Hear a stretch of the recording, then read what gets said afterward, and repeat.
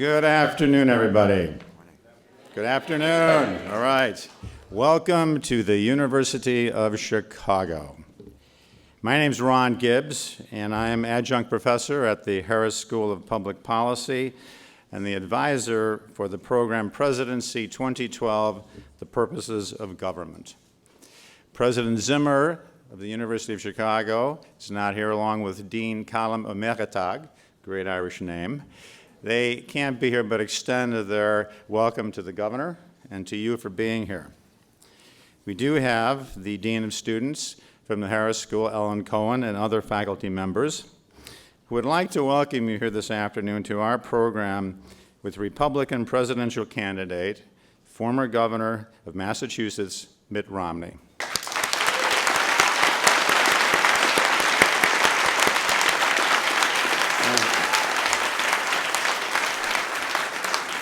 And I would be greatly remiss if I did not recognize the governor's wife, who is here, Ann Romney. Thank you.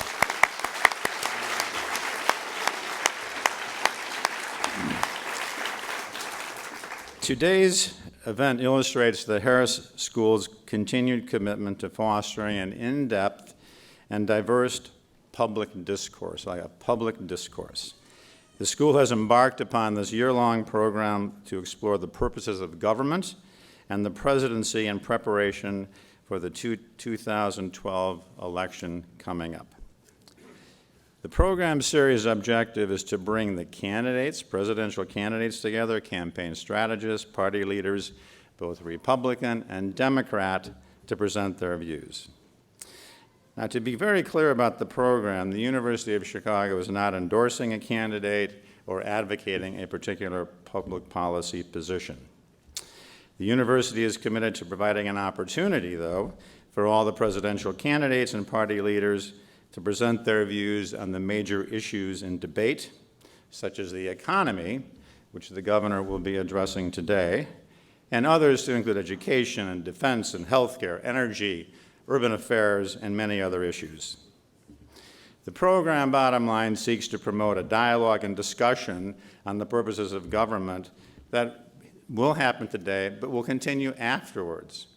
The debate and the discussion on Governor Romney's positions will be talked about in courses throughout the campus. We are pleased that the governor has agreed to take questions, so you have been handed out cards, and so please write down your questions, hand them to people at the side of the auditorium, and Professor Will Howell, who I'll introduce in a moment, and I will review the cards, and he will then return to the stage to ask the governor some questions. In order to promote a rigorous inquiry and to allow all members of the community and so forth to learn and share ideas, we must respect our civil discourse. So to that end, we don't encourage disrupting the event or preventing fellow audience members from hearing our speaker and resulting in the disrupting of this event. So we appreciate you supporting these fundamental principles for the University of Chicago. So with that having been said, I would like to now bring forward to you Professor William Howell, who will introduce our guest speaker, Governor Mitt Romney. Professor Howell has written widely on the separation of powers issues and American political institutions, especially the presidency. His research has appeared in numerous professional journals and other publications. His honors list is very impressive. He's a Sidney Stein Professor of American Politics at the Harris School, co-director of the Program on Political Institutions, and a professor at the Department of Political Science. Currently, he is working on a book tentatively titled Wartime President, which will examine the impact on war and the power that the U.S. president wields at home. Before coming to the University of Chicago, he taught at Harvard and the Political Science Department of the University of Wisconsin. In 2000, he received his PhD in political science from Stanford. Indeed, a well-qualified individual, an academic professional, to introduce to you Governor Mitt Romney. Thank you.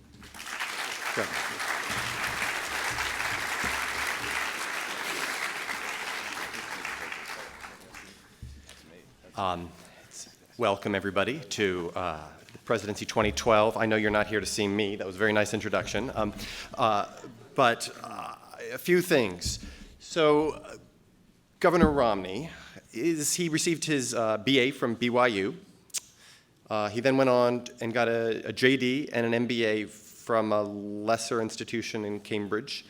But he has a connection, one redeeming quality. He has a connection to U of C. He actually, his namesake was the star football player at the University of Chicago in 1922, 1923, and he went on to play for the Bears. So you recovered. If you haven't checked your online this morning, if you're keeping track of these things, the delegate count is 516 for Mitt Romney. Santorum is the closest one up, and he doesn't quite have half that at 236. And Romney has a 15-point edge here in Illinois, leading into the campaign. An 8-point edge nationwide, and he just is coming back from Puerto Rico where he got all 20 delegates. So you're on a bit of a run. But we're not here to talk about the horse race. We're here to talk about issues. And that's really what this series is about. It's about trying to get some clarity over what are the key issues that we as a nation face. And to hear what you have to say about the economy. There's no bigger issue in this election than the economy. So it's really our pleasure to welcome you, Governor Mitt Romney. Great. Thank you. Thank you very much. Thank you. Thank you. Thank you so much. Thank you. Thank you. Thank you. Thank you. I appreciate in particular your mention of my dad's first cousin, who indeed played football here at the University of Chicago and also for the Chicago Bears. I think by naming me Mitt Romney, they assumed that I would inherit some of his athletic talent. I did not. But it's great to be back at this, therefore, family familiar place. And I appreciate both of your introductions today. It's an honor to be here at the University of Chicago, and I appreciate your hosting me here. It's also an honor to visit the campus that houses the Becker Freeman Institute. This is a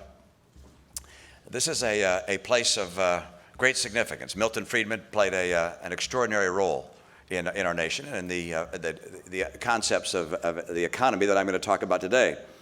You probably know he used to tell a story about having gone to Asia in the 1960s, and some government officials there asked him to visit one of their massive work sites, and when he got there, he saw thousands of workers trying to build a canal with hand shovels. And Milton turned to one of the engineers that was there and said, "Why aren't you using machines?" And he said, oh, you don't understand. This is a jobs program. And without hesitation, he replied, "Oh, I thought you were trying to build a canal. If it's jobs you want, you should give the workers spoons, not shovels." So Milton Friedman understood what, frankly, our President Obama, I don't think has learned, even after 3 years and hundreds of billions of dollars of federal spending. And that is, government does not create prosperity.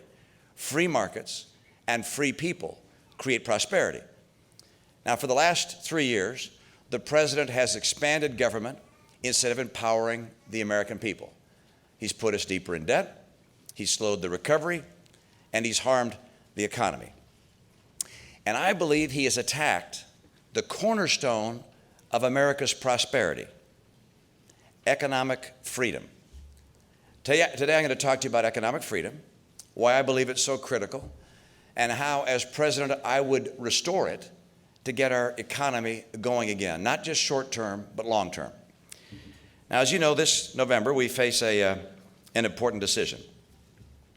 Our choice will be not one of just party and personality. This election is going to be about principle. Our economic freedom will be on the ballot, and I intend to offer the American people a choice.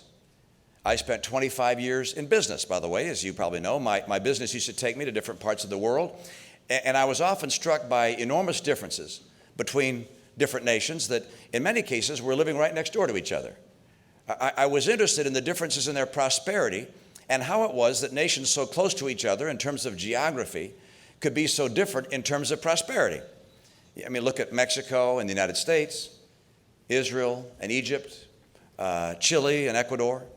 And I read a number of books that purported to explain the differences.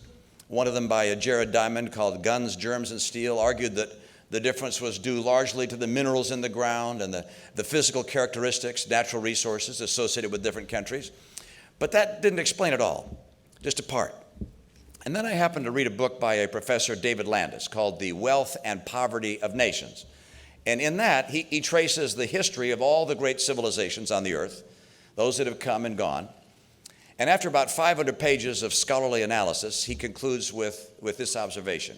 He says, if we learn anything from the history of economic development, it is this: culture makes all the difference.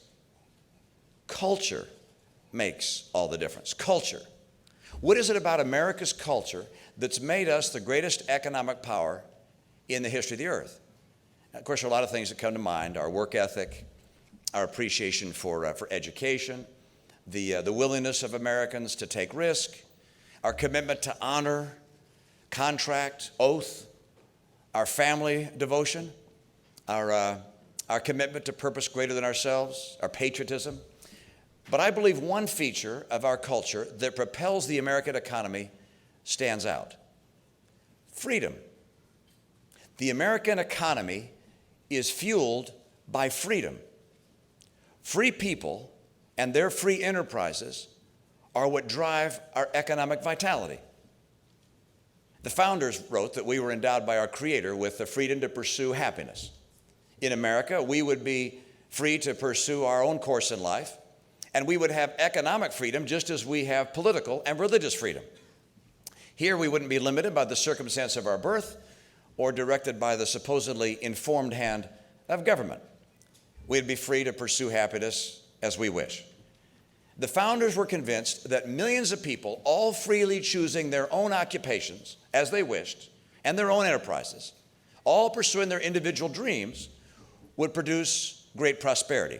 And of course, they were right.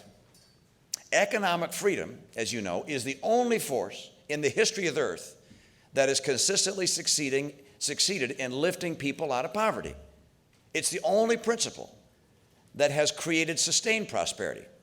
It's why our economy rose to rival those of the world's leading powers and has long since surpassed them, of course. Today, however, our status and our standing in the world are in peril because the source of our economic strength is threatened. Over the last several decades, and frankly, particularly over the last 3 years, Washington has consistently encroached upon our freedom. The Obama administration's assault on our economic freedom is the principal reason why the recovery has been so tepid and why it couldn't meet their expectations, let alone ours. If we don't change course now, the assault on freedom could damage our economy and the well-being of American families for decades to come. Now, we see this attack on freedom in every corner of the economy. Let me just start with taxes. Of course, by their very nature, taxes reduce our freedom. Their only real role in a free economy is to fund services that are absolutely essential, like our national security and education and providing for people who can't care for themselves. And yet the president has proposed raising the marginal tax rate from 35% to 40%.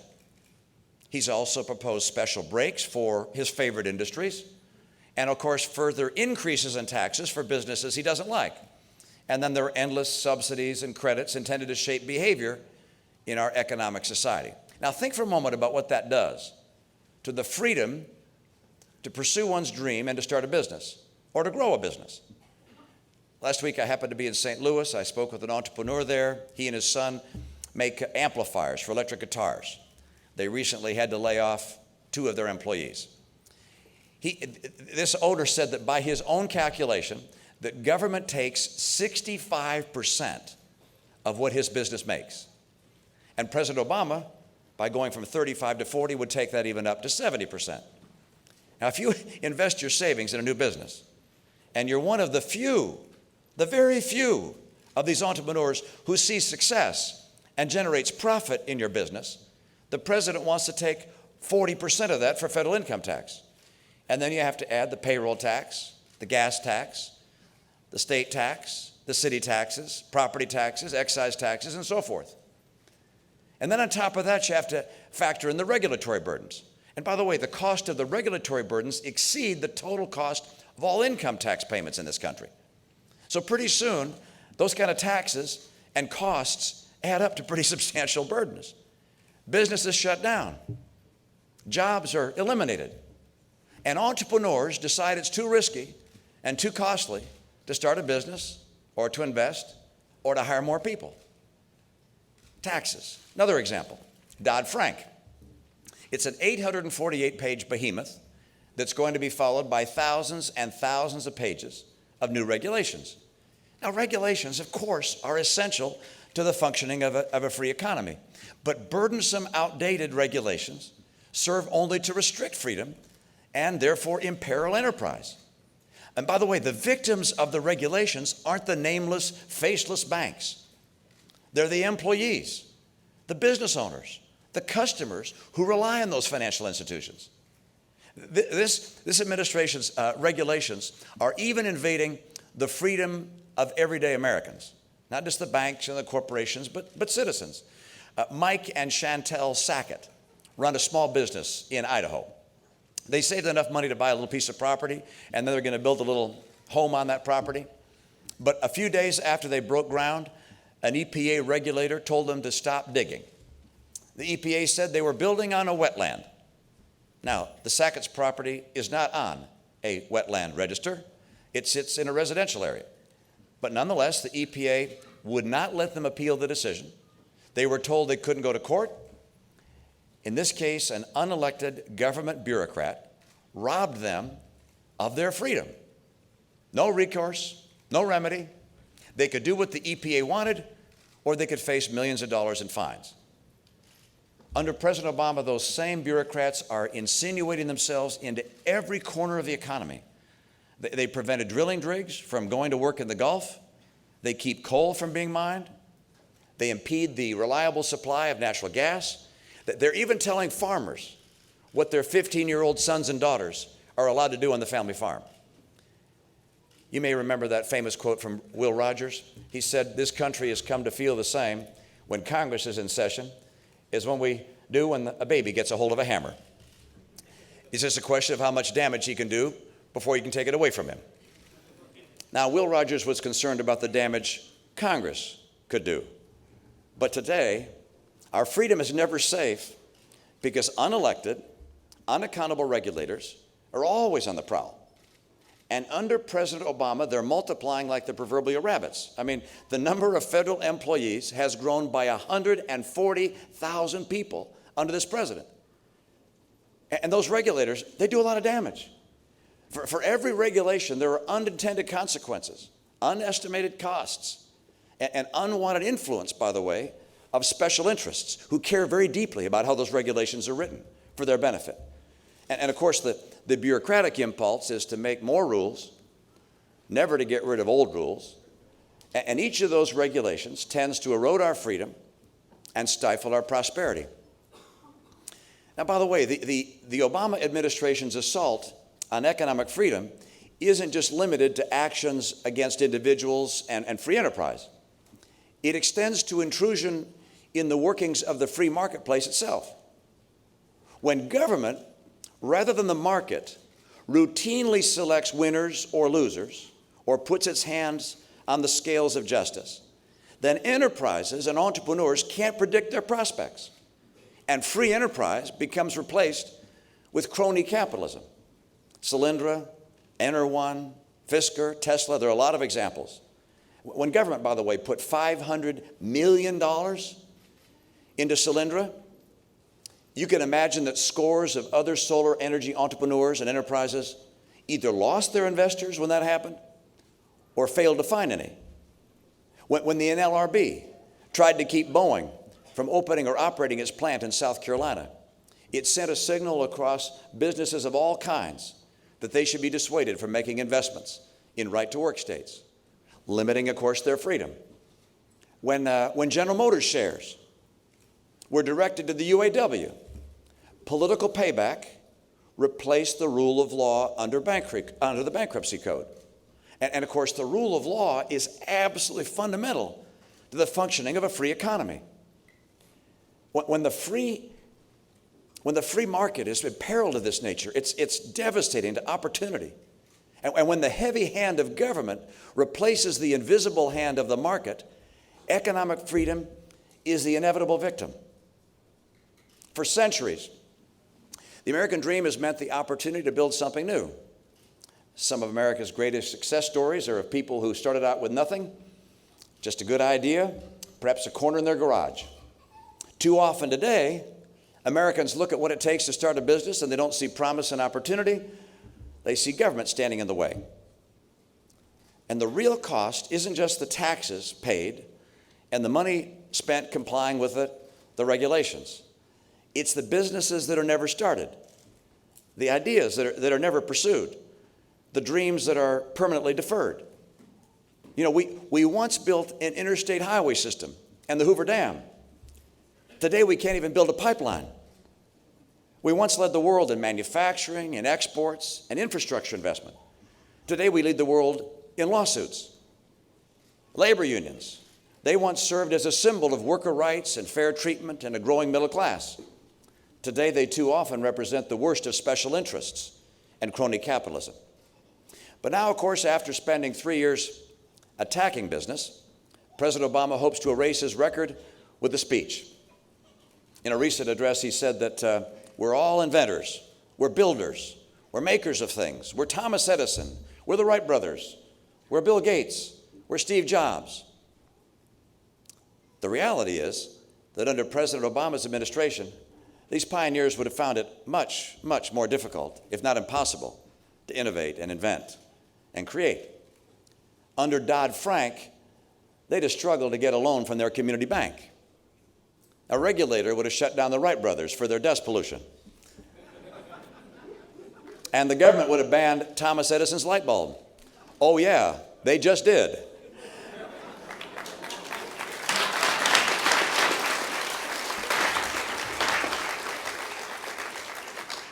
Every great innovation, every world-changing business breakthrough begins with a dream.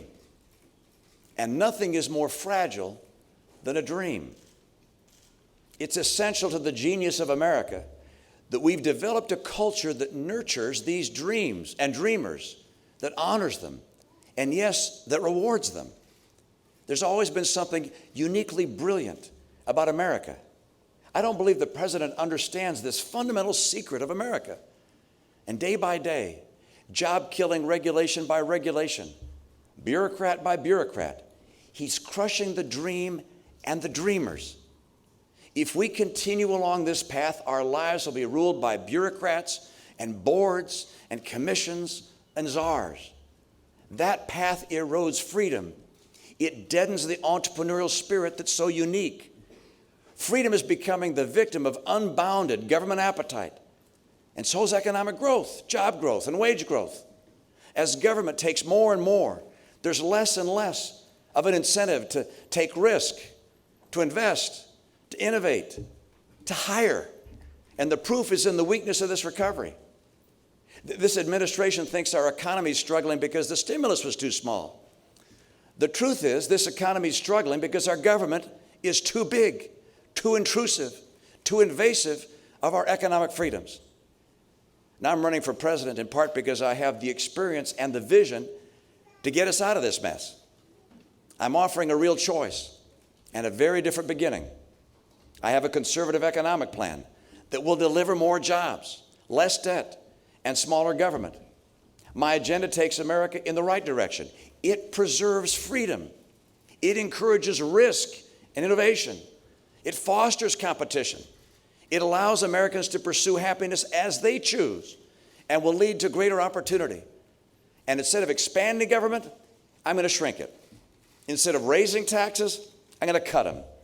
And instead of adding more regulations, I'm going to reduce them with an overriding concern. Do they help or do they hurt jobs?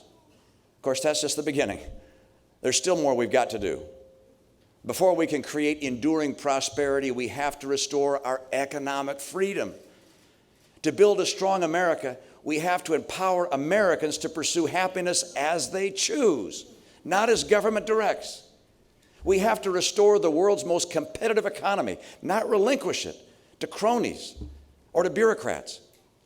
We've got to elect a president who puts his faith in free people and free enterprises and in the founding principles that made this country the greatest nation in history. Together, we must restore America's promise by renewing our economic freedom. Let's affirm our conviction that America is a land of opportunity and freedom and usher in a new era of prosperity and leadership. Thank you so much, and God bless this great land. Thank you.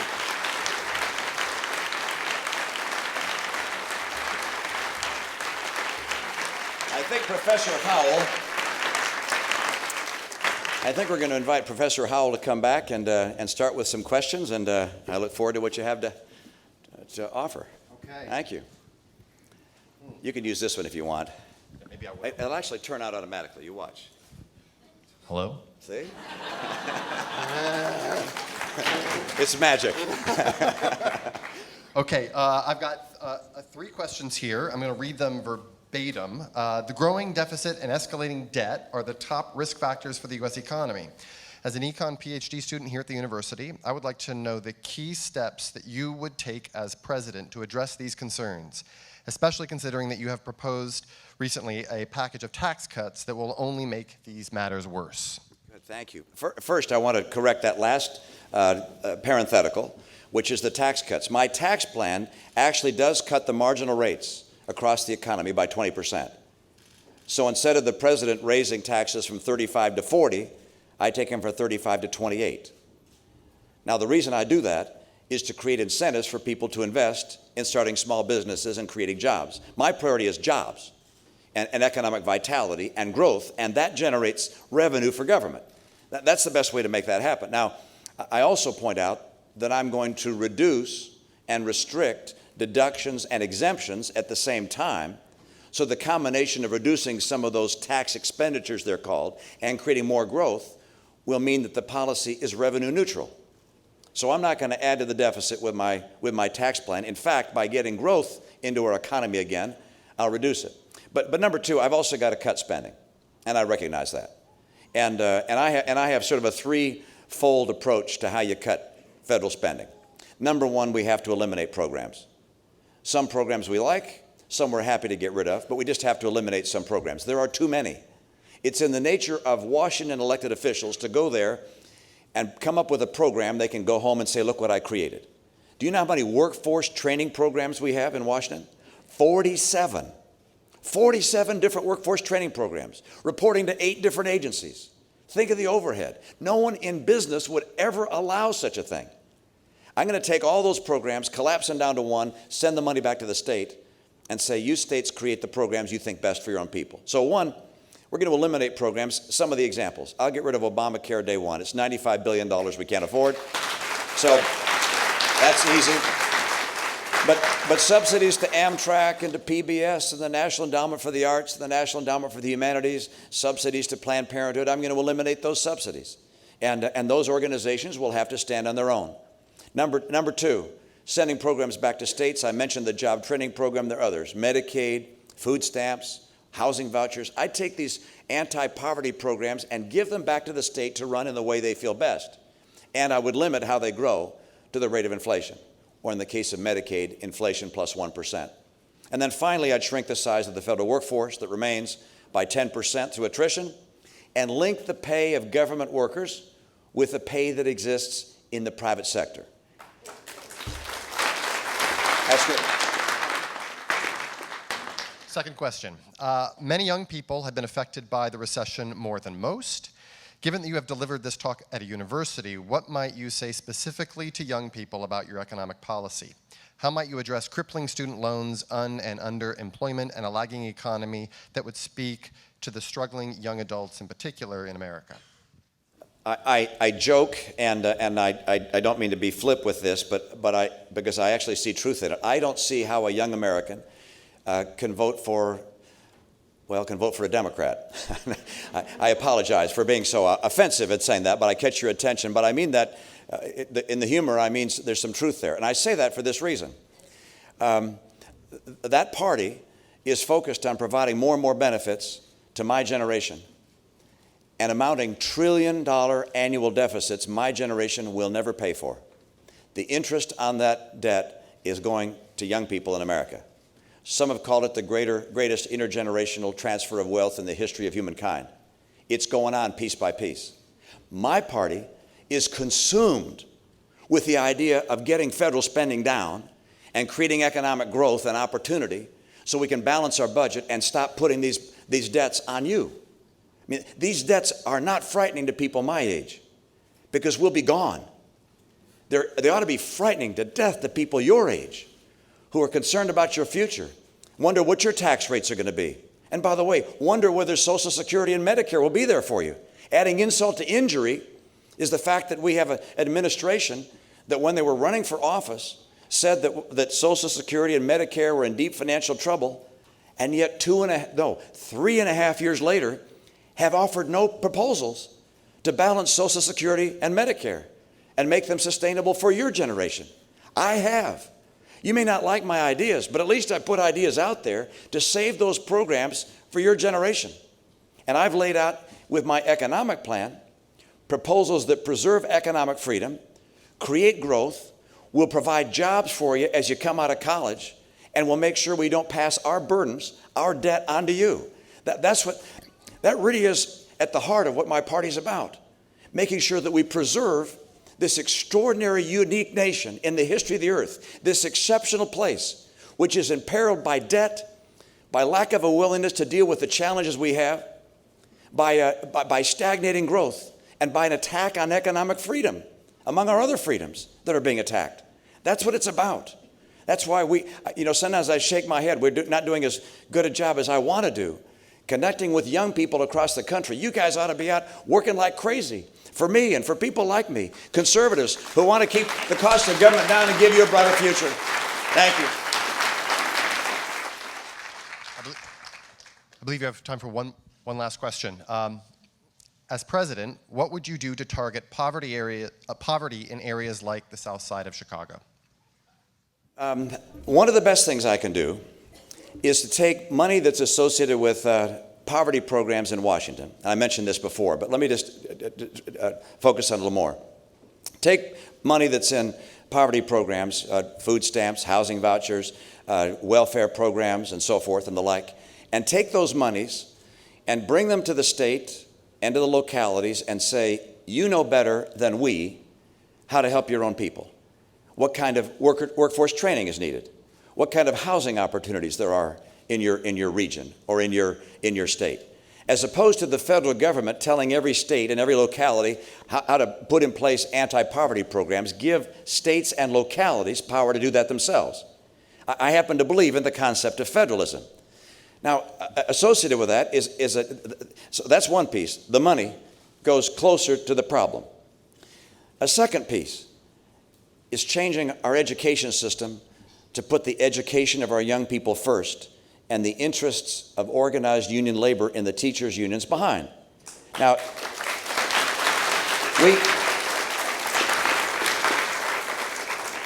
the cost of crony education is not borne in the wealthy communities.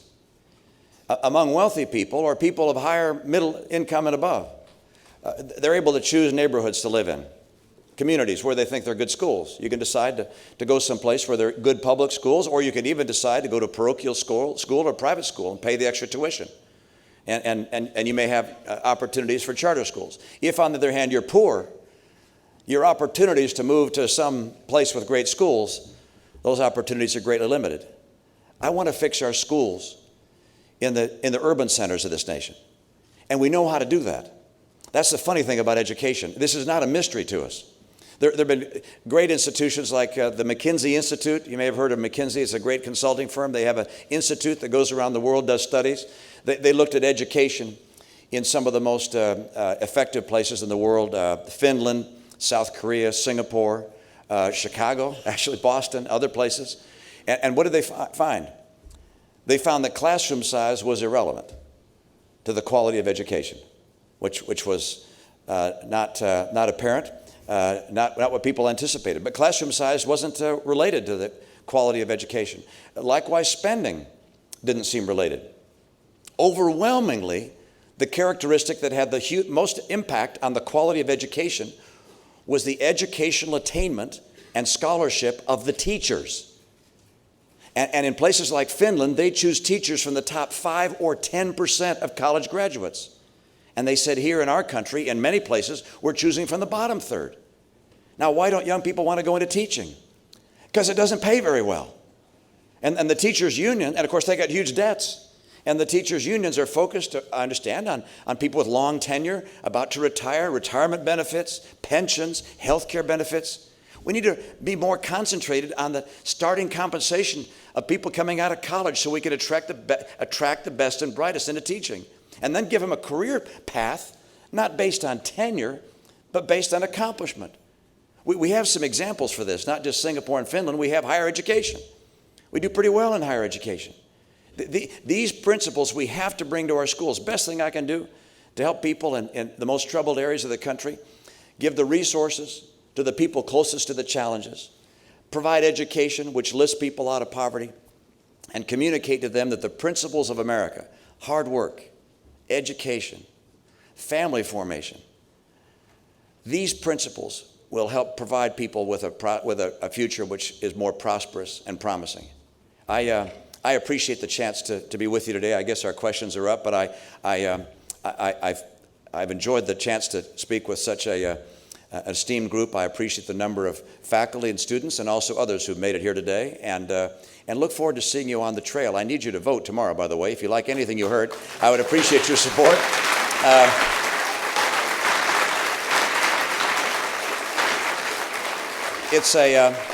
It's an exciting time for the country. This is a choice. This really is, freedom is on the ballot this year as to whether we're going to continue to have a government encroaching further and further into economic freedoms, or whether instead we're going to restore the principles that made the nation that it is. And I represent a restoration, a reclaiming of America's founding principles. The Declaration of Independence is my inspiration, and the Constitution is my blueprint for this path forward. So I'd appreciate your help, your vote, and let's get the job done and take back America. Thanks so much. Thank you.